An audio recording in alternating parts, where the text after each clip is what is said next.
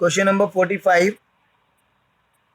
डेप्ट equity ratio 2:1 given है, जैसे 43 में गिवन थी डेप्ट इक्विटी रेशियो, डेप्ट अपॉन में इक्विटी 2:1, 45 में भी सेम है।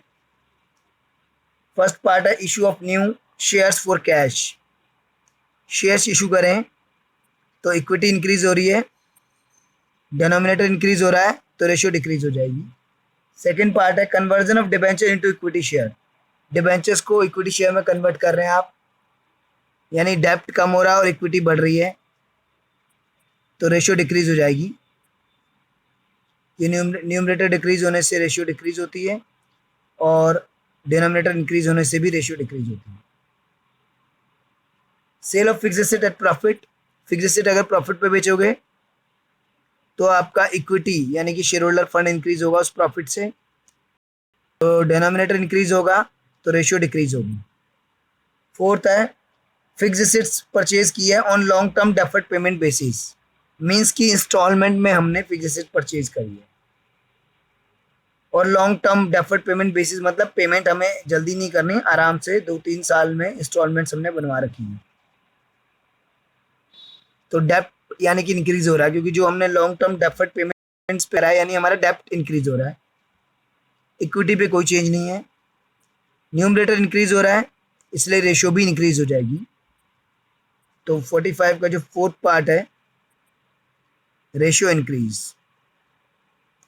आपने एसेट खरीदी है long term deferred payment basis पर, जिससे कि आपका डेप्ट इंक्रीज हो गया है, क्योंकि आपने लॉन्ग टर्म में पे करना है तो डेप्ट इंक्रीज हो रहा है। और इक्विटी पे नो इफेक्ट है, एसेट परचेज की है तो उसका शेयर होल्डर फंड पे कोई इफेक्ट नहीं है, तो सिर्फ न्यूमरेटर ही आपका इंक्रीज हो रहा है, डेप्ट यानी लॉन्ग टर्म डेप्ट, तो रेशियो इंक्रीज हो जाएगी क्योंकि न्यूमरेटर इंक्रीज हो रहा है। फिफ्थ पार्ट है पेमेंट टू क्रेडिटर्स। इसका ना लॉन्ग फर्क है ना इक्विटी पे। क्रेडिटर को पे करेंगे तो करंट लायबिलिटी कम होगी, लॉन्ग टर्म डेप्ट कम नहीं होगा। और डेप्ट इक्विटी रेशियो में डेप्ट का मतलब लॉन्ग टर्म डेप्ट होता है, तो डेप्ट और इक्विटी किसी पे भी फर्क नहीं है, तो रेशियो में नो चेंज। ये 45 क्वेश्चन था। अब 46 क्वेश्चन पे आ गए हम लोग। From the following balance sheet of ABC Limited as at 31 March 20 calculate डेप्ट equity ratio. Balance sheet given है और डेप्ट इक्विटी रेशियो हमें कैलकुलेट करनी है भाई। 46 question, balance sheet is given and we have to calculate डेप्ट इक्विटी रेशियो। चलिए 1 मिनट।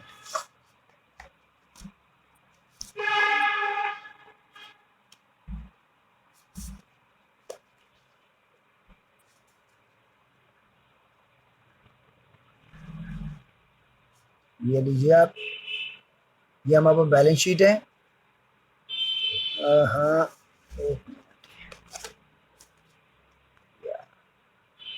ये हमारा बैलेंस शीट है बच्चों। डेप्ट इक्विटी रेशियो निकालनी है। डेप्ट में आपका नॉन करंट लायबिलिटी ले लीजिए 2,50,000, और इक्विटी तो आपको उसके ऊपर ही गिवन है, equity share capital, preference share capital and reserve surplus, यानी डेप्ट अपॉन में इक्विटी, लॉन्ग टर्म डेप्ट अपॉन में इक्विटी 2,50,000 अपॉन में 12,40,000। तो सिंपल है ये तो। ओके, चलिए